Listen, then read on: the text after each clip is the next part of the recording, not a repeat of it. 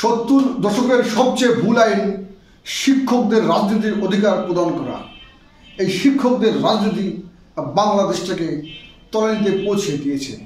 বিশ্ববিদ্যালয়ে রাজনীতি, হাই স্কুলে রাজনীতি, কলেজে রাজনীতি, শিক্ষার পরিবেশ যেন নষ্ট হয়ে যাচ্ছে দিন দিন।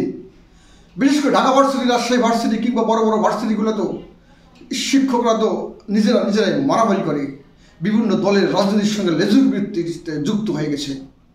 আমরা সংস্কার করি। শিক্ষা নিয়ে আমরা কী সংস্কার করতেছি? শিক্ষা সংস্কার করা উচিত। এই শিক্ষকদের রাজনীতি আইন করে বন্ধ করা উচিত। এই শিক্ষক রাজনীতি বন্ধ করতে বললে বাংলাদেশের যেসব সমস্যা রয়েছে তার 80% সমস্যার সমাধান হয়ে যাবে।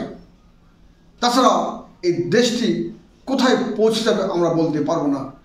শিক্ষা প্রতিষ্ঠানগুলোতে কোনো গবেষণা নাই। শিক্ষকরা শুধু রাজনীতি নিয়ে গবেষণা করে।